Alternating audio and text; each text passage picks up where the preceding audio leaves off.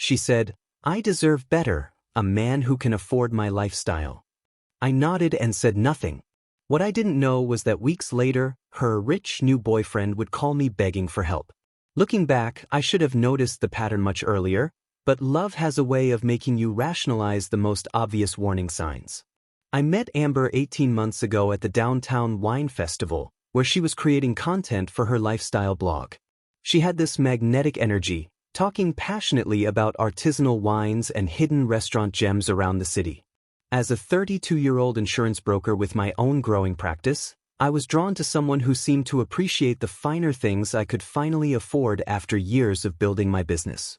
Those first few weeks felt perfect. Shared dinners at intimate bistros, weekend trips to local wineries, conversations about travel dreams and career ambitions. She mentioned her work as a lifestyle content creator was between major partnerships, so I naturally picked up more dinner checks, thinking it was temporary. What started as occasional generosity slowly became an expected routine. Amber's friend group, Paige, Crystal, and Brooke, became regular fixtures in our social calendar, and somehow I found myself funding group activities that grew increasingly expensive. "Kevin, you absolutely have to try this new cocktail bar," Amber would say, eyes lighting up with genuine excitement. "It's perfect for your Instagram too, and the girls have been dying to go." The bar would inevitably feature $20 craft cocktails and small plates that cost more than most people's entire dinner. I watched my credit card statements climb from reasonable date nights to four-figure monthly entertainment expenses. Weekend retreats to mountain resorts became monthly expectations, with Amber explaining how important these experiences were for her content creation and networking. "This isn't just fun, Kevin," she'd tell me while booking spa treatments for herself and her friends. "These are business investments. I'm building relationships with influencers and potential brand partners." I wanted to believe her ambitions were genuine, but the business results never seemed to materialize. My longtime friend Scott, who'd been my college roommate and knew me better than anyone, started voicing concerns during our weekly coffee meetings. "Dude, I've watched you pay for everything for 6 months straight," he said one Tuesday morning, his expression more worried than judgmental. "When's the last time Amber even offered to split a check?" I found myself making excuses for her financial situation, explaining her temporary cash flow issues and upcoming content deals that would change everything. "She's building something real," I told Scott. "These partnerships take time to develop, and when they do, she'll be making serious money." Scott raised an eyebrow. "How much of your own money are you willing to invest in her future before you see any return?"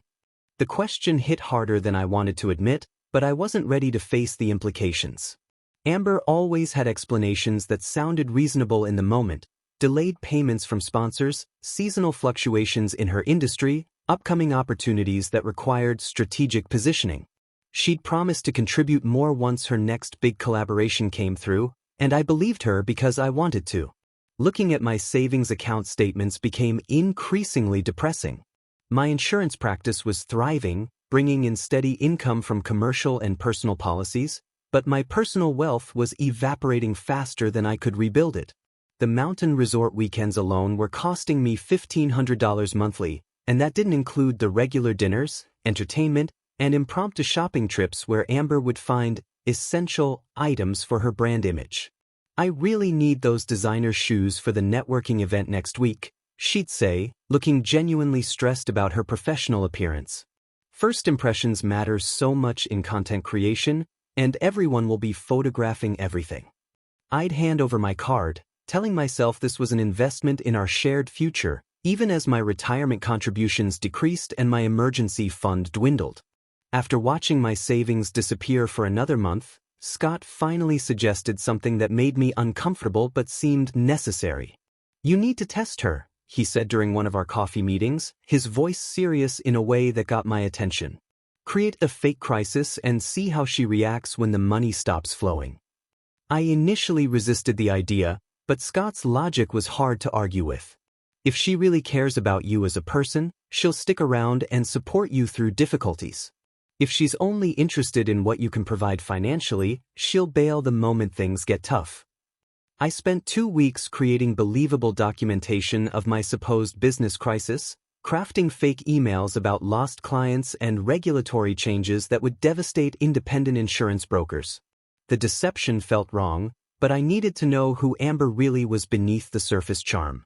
I invited her to my lakeside apartment for what I described as an urgent discussion about our future, cooking dinner myself to create the intimate atmosphere she usually expected from expensive restaurants.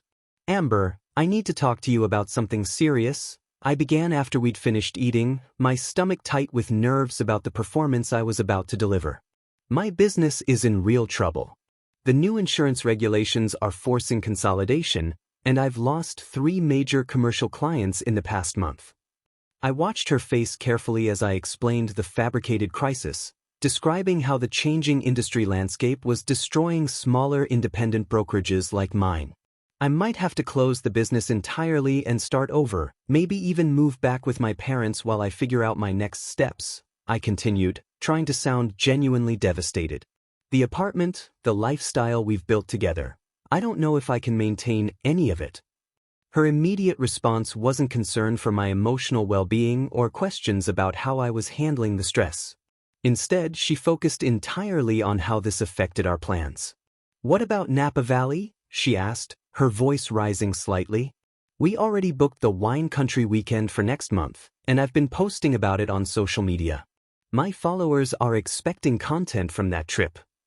I explained that expensive vacations would be impossible while I was rebuilding my career from scratch, watching as her expression shifted from confusion to visible frustration. "So you're saying we'd have to stop going to nice restaurants, stop traveling, basically change our entire lifestyle?" she asked, as if I was personally responsible for ruining her existence. "Amber, I'm facing potential bankruptcy," I said, testing whether she'd show any empathy for my supposed situation. "I need to focus on survival right now, not entertainment expenses." The conversation grew increasingly tense as she questioned how this would affect her social media presence and whether dating someone who was struggling financially would hurt her brand image. "People follow me for aspirational content," she explained, as if I was being unreasonable for having financial difficulties. "If I'm suddenly posting about budget restaurants and staying home every weekend, I'll lose engagement and potential partnerships." She asked no questions about my emotional state, offered no practical support, and showed no interest in helping me navigate the crisis. Instead, she seemed primarily concerned about the inconvenience my problems would cause her personally. "I need some time to think about all of this," she finally said, standing up abruptly and gathering her purse. "This changes everything we've been building together, and I'm not sure how to process it." After she left, I sat alone in my apartment, staring at the fake documents I'd created and feeling sick about what I'd discovered. For an entire week, I heard nothing from her. No calls, no texts, no check-ins to see how I was handling my supposed crisis. The silence spoke louder than any conversation we'd ever had about her priorities and feelings toward me as a person versus what I could provide for her lifestyle. Scott took it upon himself to gather intelligence during that week of silence, visiting Amber's favorite high-end wellness center where she regularly met her friends for expensive treatments and networking sessions. "I'm going undercover," he announced with the kind of determination usually reserved for serious investigations. "If she's showing her true colors to anyone, it'll be to that crew of hers." The wellness center was exactly the kind of place Amber frequented, overpriced services marketed as essential self-care, populated by women who treated expensive treatments as both social events and status symbols. Scott positioned himself in the relaxation lounge area where conversations carried easily, pretending to read while listening to nearby discussions. What he overheard exceeded even his worst expectations about Amber's character. She was holding court with Paige, Crystal, and Brooke, discussing my fabricated financial crisis with the cold calculation of someone evaluating a failed investment. "Kevin's basically broke now," she told her friends with obvious disappointment rather than concern. "His insurance business is collapsing, and he might have to move back with his parents. Can you imagine? Going from lakeside apartments to his childhood bedroom at 32. The group's response was immediately supportive of abandoning me rather than offering any perspective about loyalty or emotional connection. "Honey, you deserve so much better than someone who can't maintain your lifestyle," Paige said with conviction. There are successful men everywhere in this city: tech executives, finance guys, real estate developers. You shouldn't settle for someone who's struggling. Crystal chimed in with practical advice that revealed how transactional they viewed relationships. The fitness classes at that new luxury gym downtown are full of wealthy single guys. Plus, there's that networking group for entrepreneurs that meets every Thursday at the rooftop bar. You could easily meet someone who actually has their life together. Amber's response showed she'd already mentally moved on from our relationship entirely. I know you're right. I've worked too hard building my brand and lifestyle to compromise now. I need someone who can enhance what I've created, not drag it down with financial problems. The casual cruelty of hearing someone discuss discarding an 18-month relationship like a failed business venture hit Scott harder than he'd expected. But the conversation continued, with Amber outlining specific strategies for meeting wealthy men and discussing how to position herself for maximum advantage in future relationships. I'm thinking I should join that exclusive country club, she mused. The membership fee is steep, but the networking opportunities with successful older men would be incredible. Plus, the social media content would be amazing: golf lessons, wine tastings, charity events. Her friends encouraged this gold-digging mentality enthusiastically, treating emotional manipulation as a legitimate career strategy rather than recognizing it as exploitative behavior. They spent another 20 minutes discussing which venues attracted the highest-earning men and how to research potential targets' financial backgrounds before investing time in pursuing them. When Scott told me about the conversation later that day, I felt a mix of vindication and disappointment that was hard to process. "She talked about you like a stock that had tanked," he said, his voice carrying genuine anger on my behalf. "No concern for your well-being, no mention of the good times you'd shared, just pure calculation about whether you could still fund her lifestyle." The following evening, Amber finally contacted me after her week of silence, but her message confirmed everything Scott had witnessed. "Kevin, I've been doing a lot of thinking about us and where we're heading," she began, her tone carefully measured to sound thoughtful rather than callous. "I really care about you, but I need to be honest about what I need in a relationship right now." Her explanation was masterfully crafted to sound reasonable while delivering a devastating message about my worth as a partner. "I'm at a crucial point in building my career and personal brand. I need to prioritize my own growth and stability, and I'm not sure I can do that while supporting someone through a major financial crisis." The subtext was crystal clear. She needed someone who could support her ambitions financially, not someone who required emotional support during difficult times. "I think we both deserve to be with people who can enhance our lives rather than create additional challenges," she concluded, as if my fabricated problems were somehow a personal failing rather than external circumstances beyond anyone's control. 3 weeks after Amber's carefully worded breakup message, I received an unexpected call from her older brother Wade, a paramedic who'd always seemed skeptical of his sister's lifestyle choices during the few family gatherings I'd attended. "Kevin, we need to talk," he said, his voice carrying the kind of urgency I recognized from his emergency medical work. "It's about Amber and something she's done involving you and my parents' money." We met at a coffee shop near the hospital where Wade worked, and what he revealed made my stomach drop despite knowing Amber's true character. "She's convinced my parents to invest $12,000 in what she's calling an emergency business loan to help save your insurance company," he explained, his jaw tight with barely controlled anger. "According to her story, you're desperate for capital to keep your business afloat after the regulatory changes, and this investment would not only help you but would be repaid with substantial interest once your company recovered." The elaborate nature of her deception was staggering. She'd created an entire narrative around my fabricated crisis, positioning herself as the caring girlfriend trying to help her struggling boyfriend while simultaneously engineering a way to steal money from her own parents. "She told them you were too proud to ask for help directly, so she was arranging the loan as a surprise to save your business and your relationship," Wade continued, his disgust obvious. "My parents have been scraping together retirement savings because they believe they're helping a young man they've grown to care about." I felt sick knowing that Amber's parents had welcomed me warmly during holiday dinners, treating me like family while their daughter was plotting to exploit both their trust and their limited financial resources. When I explained that my financial crisis was completely fabricated and my business was actually thriving, Wade's expression shifted from anger to resignation. "I'm not even surprised," he admitted. "This is exactly the kind of thing Amber's been doing since high school. Remember when she claimed she needed $5,000 for emergency dental work that turned out to be a spring break trip to Cancun?"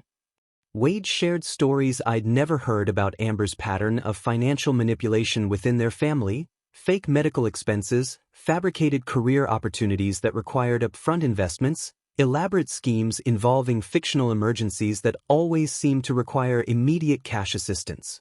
"She's been working this playbook for years, but this is the first time she's involved an outsider to make her stories more convincing," he said.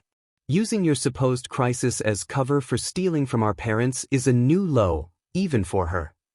We developed a strategy to expose Amber's deception before any money changed hands, with Wade agreeing to confront his parents with the truth about both my actual financial status and Amber's history of manipulation. They need to understand that this isn't just about the money," he explained. "It's about recognizing a pattern of behavior that's been escalating for years and will only get worse if they continue enabling it." Wade also insisted on documenting everything for potential legal protection, taking screenshots of the text messages where Amber had described my supposed desperation and her heroic efforts to arrange financial assistance. "If she's willing to defraud family members using fake stories about you, there's no telling what other schemes she might attempt," he said pragmatically. "We need evidence of her methods in case this escalates beyond family drama." The conversation revealed how thoroughly Amber had researched and weaponized information about my business, using details I'd shared during intimate moments to create believable lies about my supposed financial collapse. She knew exactly which regulatory changes would sound realistic and how much money would seem like a reasonable emergency loan, Wade observed. "This wasn't impulsive, it was carefully planned fraud using insider knowledge about your industry." When Wade called his parents that evening to explain the situation, their response mixed relief with profound disappointment in their daughter's choices. They're grateful to learn the truth before losing their money, but devastated to discover how far Amber was willing to go to deceive them, he reported later. "My dad said he'd suspected something was off because the investment opportunity seemed too convenient, but he trusted Amber's emotional appeals about helping someone they cared about." The entire scheme collapsed within days once Wade presented evidence of Amber's deception, but the damage to family relationships would last much longer. "My parents are questioning every financial request Amber has made over the past 5 years, Wade told me during our follow-up conversation. They're realizing that most of her supposed emergencies and opportunities were probably fabricated, and they've been funding her lifestyle choices rather than legitimate needs." Amber's reaction to being exposed was predictably dramatic, with tearful phone calls claiming she'd been misunderstood and desperate attempts to reframe her fraud as misguided efforts to help me save face during a difficult time. But Wade refused to enable her victim narrative, cutting off contact until she took responsibility for her actions and sought professional help for her manipulative behavior. 2 months after exposing Amber's investment fraud, I began dating Taylor, an elementary school teacher who insisted on alternating who paid for our dates and showed genuine interest in my business goals without any expectation of financial benefits. "I love that you're building something meaningful," she told me during one of our early conversations, her enthusiasm focused on my work's impact rather than its earning potential. "Helping families protect their assets and plan for the future, that's really valuable work." The contrast with Amber was stark and refreshing. Taylor suggested budget-friendly activities like local museums and farmers markets, contributed equally to shared expenses, and actually listened when I discussed industry challenges or client successes. Meanwhile, Amber had quickly moved on to targeting Preston, a successful app developer she'd met through the networking events her friends had recommended. But her standard manipulation tactics backfired spectacularly when Preston became suspicious of her constant financial emergencies and reached out to me for information. "I got your number from mutual connections," Preston explained during his unexpected phone call. "I'm dating someone who used to be with you, and she's been telling me some concerning stories about business problems and money issues.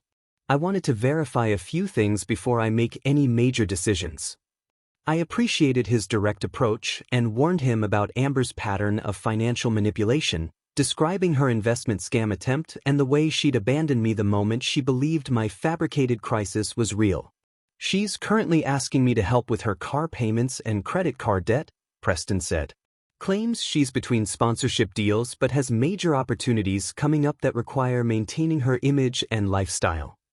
After our conversation, Preston began questioning Amber's stories and testing her reactions to financial boundaries, which triggered her vindictive nature when she realized her usual tactics weren't working. She launched a social media campaign claiming I was sabotaging her new relationship due to jealousy and bitterness over my supposed business failures. Some people can't handle seeing their ex move on to someone better, she posted with strategic hashtags about toxic masculinity and business jealousy. When your company is failing and you see your ex with someone successful, apparently the response is to spread lies and try to destroy new relationships. The irony of her calling me toxic while actively defrauding people was lost on her followers, but Wade had been monitoring her online activity and preparing a nuclear response to her victim narrative. She's crossed every line now, he told me grimly. Time to show people who she really is. Wade had secretly maintained access to Amber's private message history through a shared family phone plan, and what he discovered was a treasure trove of incriminating evidence about her manipulative behavior and casual cruelty toward the people she'd exploited. Her private conversations revealed extensive bragging about financially manipulating me, detailed jokes about deceiving our parents with elaborate false stories, and strategic planning for extracting maximum money from romantic partners and family members. Look at this message to Crystal, Wade said, showing me screenshots that made my blood run cold. She's literally laughing about how easy it was to get me to pay for her lifestyle. Says I was the perfect mark, successful enough to afford her but stupid enough to fall for her act. The messages showed calculated discussions about psychological manipulation tactics, comparisons of different men's earning potential, and casual references to the emotional damage she inflicted while pursuing financial gain. In one particularly damaging conversation, she described her parents as gullible retirement accounts waiting to be emptied, and joked about how family guilt trips were more effective than romantic manipulation for extracting large sums of money. Wade released these private messages strategically, sharing them with family members first and then allowing the evidence to spread organically through social networks as people forwarded the screenshots to friends and acquaintances who knew Amber personally. The impact was immediate and devastating to her carefully constructed public image. Her social media following, built on aspirational lifestyle content, collapsed as people realized the luxury she showcased was funded through manipulation and fraud rather than legitimate success. Brand partnerships evaporated when companies discovered her authentic character behind the polished online persona.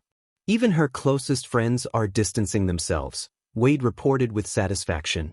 Paige and Crystal have both blocked her after seeing proof that she was making fun of them privately while using them for networking and social validation. The message leak forced Amber to abandon her social media presence entirely, deleting accounts that had taken years to build and represented her primary method for meeting potential financial targets. Her credibility within her social circle was permanently destroyed, leaving her isolated from the support network she'd used to facilitate her manipulative lifestyle. The fallout from the leaked messages created ripple effects throughout Amber's social circle that extended far beyond what Wade and I had anticipated.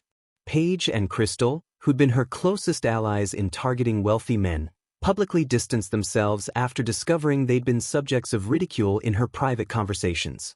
She was calling us desperate gold diggers behind our backs while pretending to be our friend, Paige posted on social media, revealing how Amber had mocked their dating strategies and financial situations.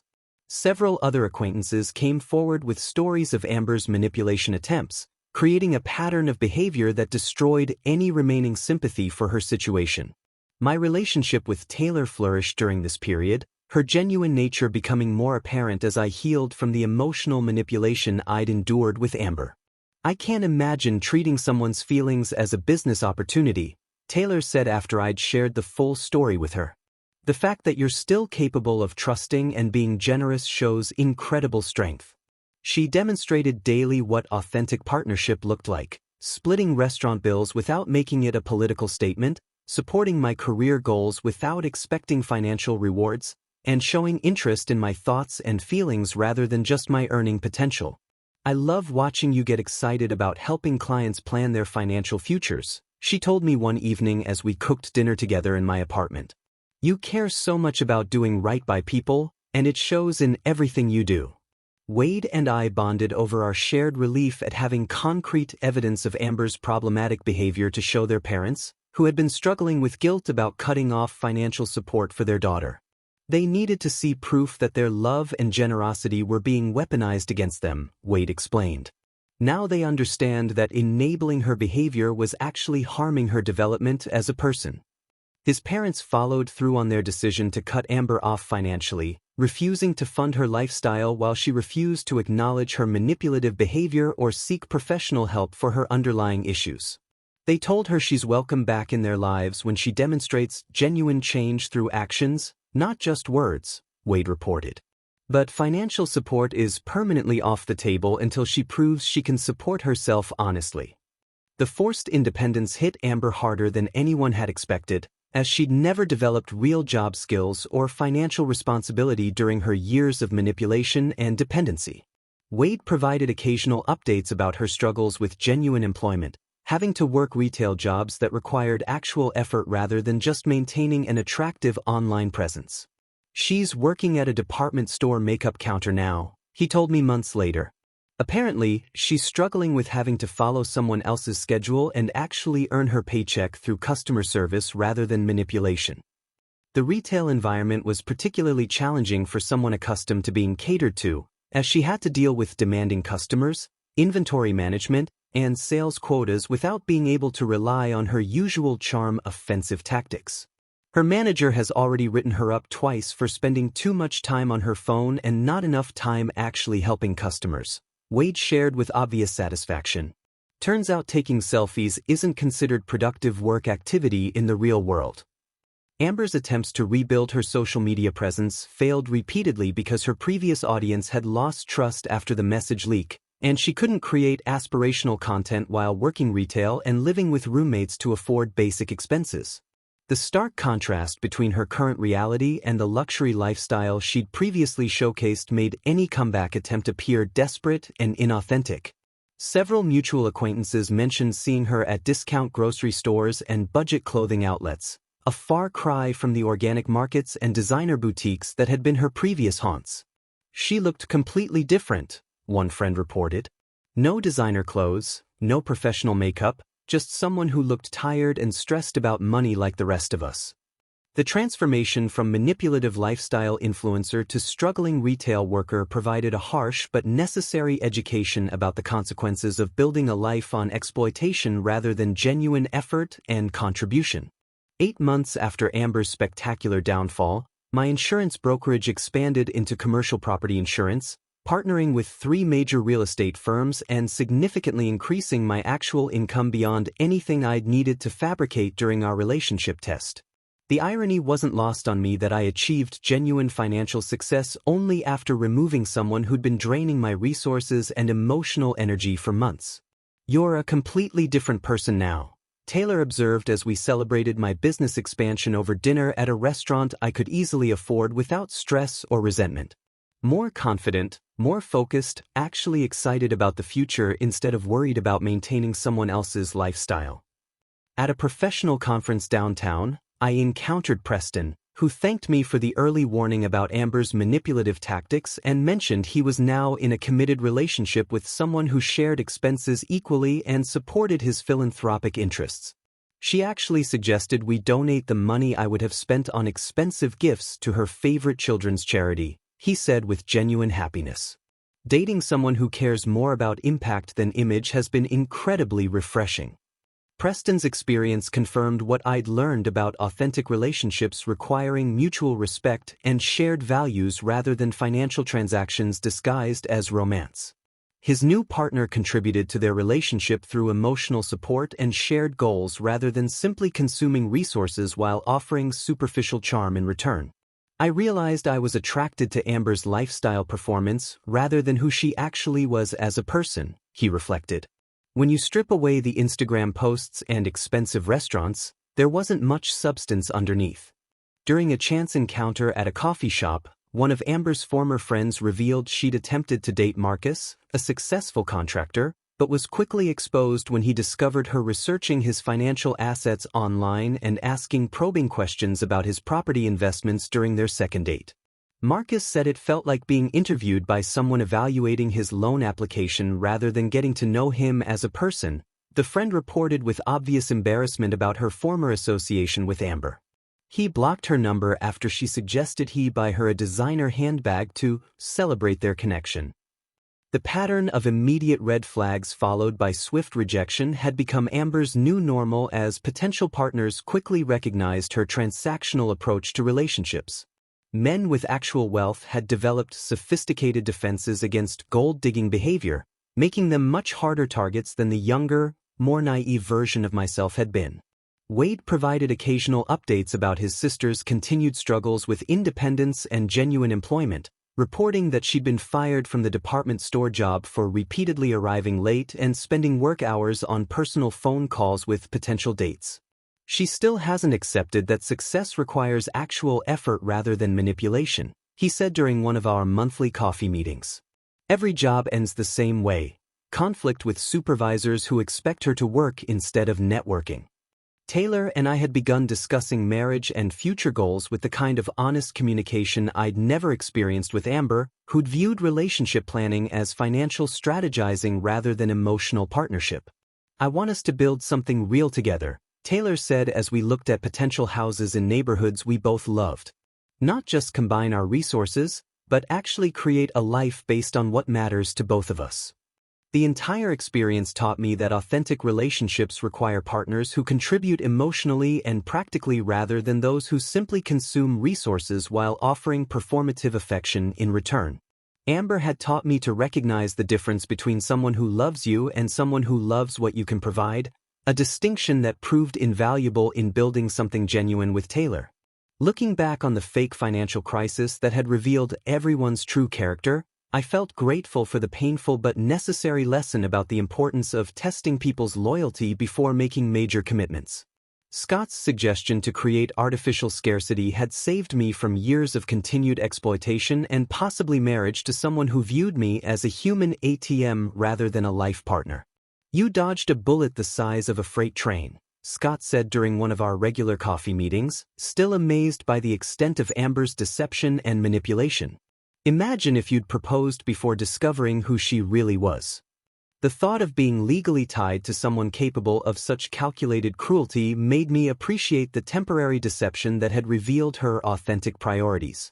6 months later, Taylor and I moved into a house we'd chosen together and could afford comfortably on our combined incomes, creating the kind of stable foundation I'd always wanted but had been prevented from building while funding someone else's fantasy lifestyle.